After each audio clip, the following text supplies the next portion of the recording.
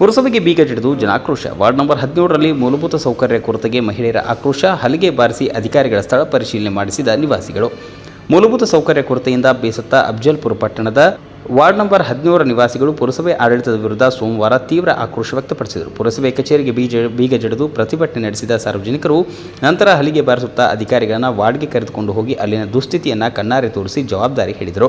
Ward number 17ರಲ್ಲಿ ಚರಂಡಿ, ರಸ್ತೆ, ಮಳೆ ನೀರು ಹರಿದು ಹೋಗುವ ವ್ಯವಸ್ಥೆ ಸೇರಿದಂತೆ ಮೂಲಭೂತ ಸೌಕರ್ಯಗಳ ಕೊರತೆಯಿಂದ ನಿತ್ಯ ಸಂಕಷ್ಟ ಅನುಭವಿಸಿದ್ದಾರೆ.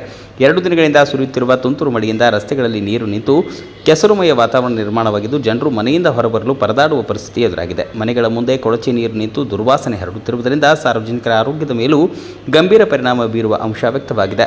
ಈ ಕುರಿತು ವಾರ್ಡ್ ನಿವಾಸಿಗಳು ಹಲವು ಬಾರಿ ಪುರಸಭೆ ಮತ್ತು ತಾಲೂಕು ಮಟ್ಟದ ಅಧಿಕಾರಿಗಳಿಗೆ ಮನವಿ ಸಲ್ಲಿಸಿದರೂ ಯಾವುದೇ ಶಾಶ್ವತ ಪರಿಹಾರ ಕೈಗೊಳ್ಳುವುದರಿಂದ ಆಕ್ರೋಶಗೊಂಡ ನಿವಾಸಿಗಳು ಮಹಿಳೆಯರು ಹಾಗೂ ಮಕ್ಕಳೊಂದಿಗೆ ಪುರಸಭೆ ಕಚೇರಿಗೆ ಆಗಮಿಸಿ ಬೀಗ ಜಡಿದು ಪ್ರತಿಭಟನೆ ನಡೆಸಿದರು. ಪ್ರತಿಭಟನೆ ವೇಳೆ ಮೂಲಭೂತ ಸೌಕರ್ಯ ಒದಗಿಸಿ ಜನರ ಸಮಸ್ಯೆಗಳಿಗೆ ಸ್ಪಂದಿಸಿ ಎಂಬ ಘೋಷಣೆಗಳನ್ನು ಕೂಗಿದ ಪ್ರತಿಭಟನಾಕಾರರು ಅಧಿಕಾರಿಗಳ ನಿರ್ಲಕ್ಷ್ಯವನ್ನು ಖಂಡಿಸಿದರು. ಬಳಿಕ ಅಧಿಕಾರಿಗಳನ್ನು ವಾರ್ಡ್ಗೆ ಕರೆದುಕೊಂಡು ಹೋಗಿ ಹಲಿಗೆ ಬಾರಿಸುತ್ತಾ ರಸ್ತೆ, ಚರಂಡಿ, ನೀರು ನಿಂತ ಪ್ರದೇಶಗಳನ್ನು ಸಾರ್ವಜನಿಕರು ಎದುರಿಸುತ್ತಿರುವ ಸಮಸ್ಯೆಗಳನ್ನು ಸ್ಥಳದಲ್ಲಿ ತೋರಿಸಿದರು. ವಾರ್ಡ್ ಸ್ಥಿತಿಯನ್ನು ಕಂಡ ಮಹಿಳೆಯರು ಅಧಿಕಾರಿಗಳು ತೀವ್ರ ತರಾಟೆಗೆ ತೆಗೆದುಕೊಂಡು ಚುನಾವಣೆ ವೇಳೆ ಮಾತ್ರ ಜನರನ್ನು ನೆನಪಿಸಿಕೊಳ್ಳುವ ಜನಪ್ರತಿನಿಧಿಗಳು ಹಾಗೂ ಅಧಿಕಾರಿಗಳು ನಂತರ ಸಮಸ್ಯೆ ಕಡೆಗೆ ಗಮನ ಹರಿಸುತ್ತಿಲ್ಲ ಎಂದು ಅಸಮಾಧಾನ ವ್ಯಕ್ತಪಡಿಸಿದರು.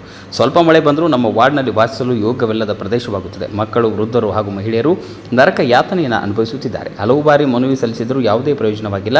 ಆದ್ದರಿಂದ ಇಂದು ಬೀಗ ಜಡಿದು ಪ್ರತಿಭಟನೆ ನಡೆಸಬೇಕಾದ ಪರಿಸ್ಥಿತಿ ನಿರ್ಮಾಣವಾಗಿದೆ ಎಂದು ಪ್ರತಿಭಟನಾಕಾರರು ಆರೋಪಿಸಿದರು. ಸ್ಥಳಕ್ಕೆ ಭೇಟಿ ನೀಡಿದ ಅಧಿಕಾರಿಗಳು ವಾರ್ಡ್ನ ಪರಿಸ್ಥಿತಿಯನ್ನು ಪರಿಶೀಲಿಸಿ ಸಮಸ್ಯೆಗಳ ಪರಿಹಾರಕ್ಕೆ ಅಗತ್ಯ ಕ್ರಮ ಕೈಗೊಳ್ಳುವುದಾಗಿ ಭರವಸೆ ನೀಡಿದರು. ಆದರೆ ಭರವಸೆ ಮಾತ್ರ ಸಾಲದು, ಕೂಡಲೇ ರಸ್ತೆ, ಚರಂಡಿ ಹಾಗೂ ಇತರೆ ಮೂಲಭೂತ ಸೌಕರ್ಯಗಳನ್ನು ಕಲ್ಪಿಸಬೇಕು, ಇಲ್ಲವಾದರೆ ಇನ್ನಷ್ಟು ಉಗ್ರ ಹೋರಾಟ ನಡೆಸಲಾಗುವುದು ಎಂದು ಎಚ್ಚರಿಕೆ ನೀಡಿದರು.